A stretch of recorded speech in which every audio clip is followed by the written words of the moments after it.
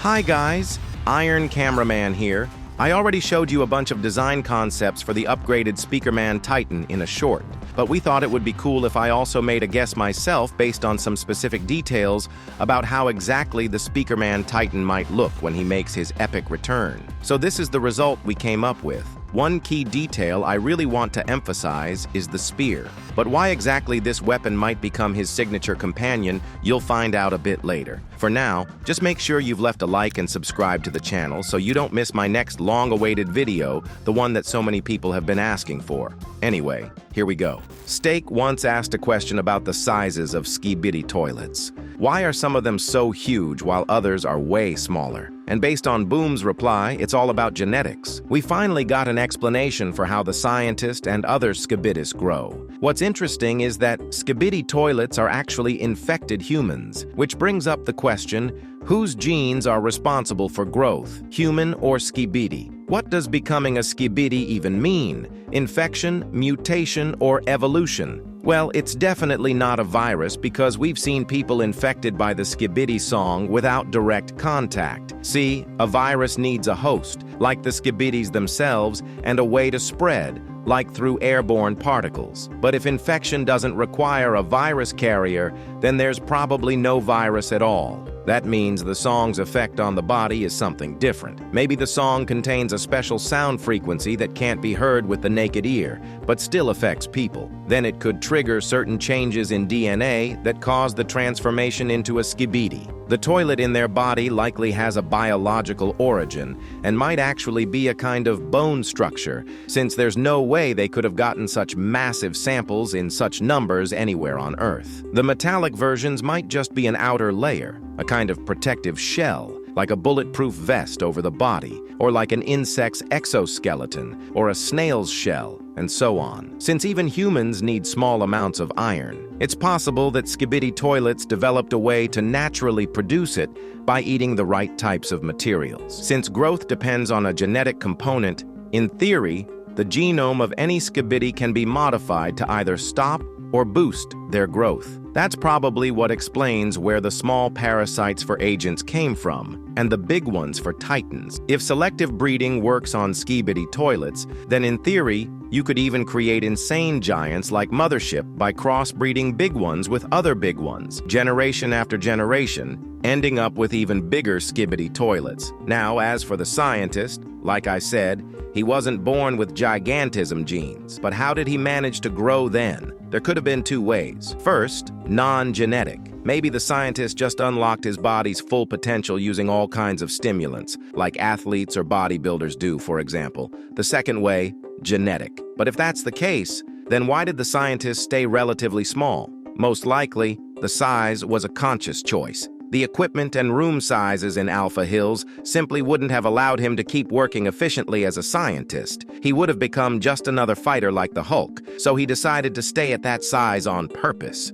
And since we're talking about bodies and modifications, we've got to mention Larry, too. Boom said he's coming back. Let me remind you, he's that TV man from episode 78 who took control of an Astro's body. What's interesting is that Larry's body, unlike the TV man Titan, doesn't work autonomously since he only has one TV, the head one. Most likely, after he was teleported to the Cameraman base, he got teleported again by the big TV man, along with the cameraman's gear and staff, to the TV men base, where he's safely stored, waiting for a replacement TV head. In theory, a new TV could be attached to continue using the body. Larry also might have played it smart, first activating the teleport to a safe place, and only then detaching his TV from the body. But the big question is, when will we see him again? Maybe in a bonus scene in Season 26, since the Speakerman Armada's battle against the Astros was cut off at the most intense part,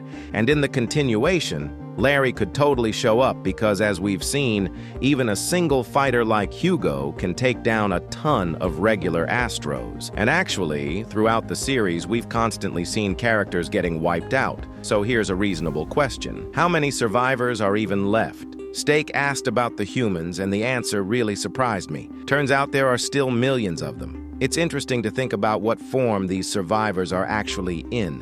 Do Skibidis of Earth origin still count as humans? And what about the agents, who we know used to be human? Most likely we're talking about humans in the usual sense of the word. But is that a lot? Right now, Earth has a population of around 8.2 billion people. But the thing is, we don't really know in what year the events of Skibidi Toilet take place. Judging by the old tech, like the TV men's television models, and the date of the gate experiment in Kathy's video, it looks like sometime in the 1990s or early 2000s. Sure, there were some newer buildings shown on the maps, but they probably don't have story value, since Boom just uses whatever assets are ready to go. Back in 1990, the world population was about 5.2 billion, and in 2000, it was 6 billion, so the average would be around 5.6 billion. Boom didn't say whether the number of survivors is in the tens or hundreds of millions, but if it were 500 million or more, the answer probably would have sounded a lot different. So let's assume a middle ground, about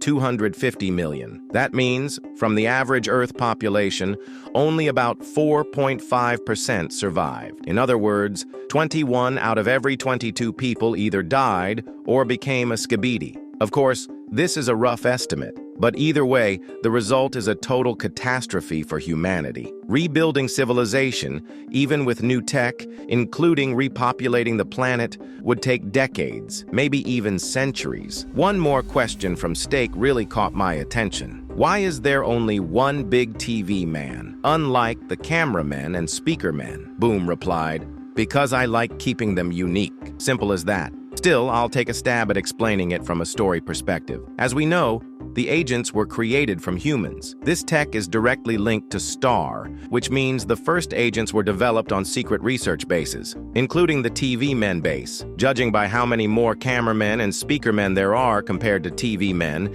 it's clear each base had different sized teams. And as we saw in episode 77, there was a major catastrophe at the TV men base, probably related to one of their main experiments. During that disaster, the already small staff either died or went crazy, like Jeffrey. And the fact that Jeffrey is still around proves that the abyss continued to be dangerous, and there's no guarantee he was the only TV man who either died in it or got stuck there. It's possible that there were other large TV men, or at least potential candidates, but they simply didn't survive long enough to be part of the Skibidi Toilet storyline. There's also a chance that some of the TV men who lost their minds, and maybe even regular humans, are still being kept in cryopods somewhere in the TV men base, in the hope that one day they'll recover. And now we've finally made it to that big question about the Titan Speakerman. The question was, will Titan Speakerman have his own weapon, like the sword of the TV man Titan, or the hammer of the Titan Cameraman? Boom answered,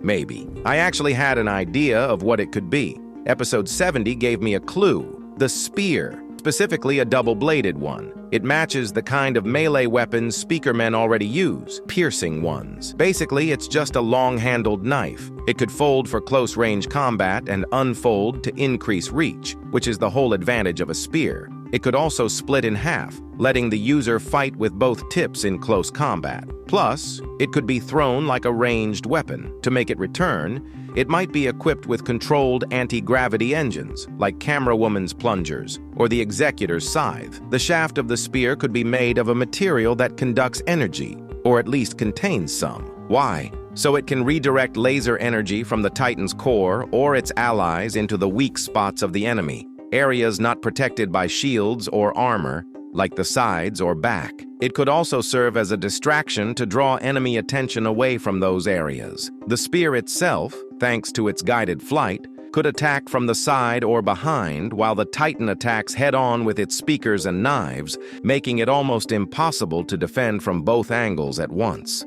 Only someone like the Duchess or the Scorpion, with lots of limbs or tentacles, could potentially block that kind of attack. Before I wrap up, let me say a few words about the question regarding the UFO and its powers. When we talk about powers, we clearly mean abilities. And personally, I don't think there's any reason to assume it has more than what we've already seen. Even just to hold the portal open, it needed a core or something similar, so its natural abilities probably only include the laser eyes. That's also suggested by its size and rank. It's not meant to fight directly. It commands others and handles recon if needed. So if it does end up with new powers, they'll either be core-related and not shown yet, or the UFO will get an upgrade that gives it new abilities. That said, I did dig up something pretty interesting about the UFO and what it's hiding. Turns out this character has a hidden side and isn't who it claims to be. But that's a topic for another video. If you want me to talk about that, make sure to subscribe and leave a like so I know you're interested. And as you've probably noticed, this is already part 6 of my breakdown of Steak's interview with Boom. So if you haven't seen the previous 5 parts, you can start with the first one. There's a link to the playlist on screen where I've collected them all for you. Enjoy, and I'll see you soon.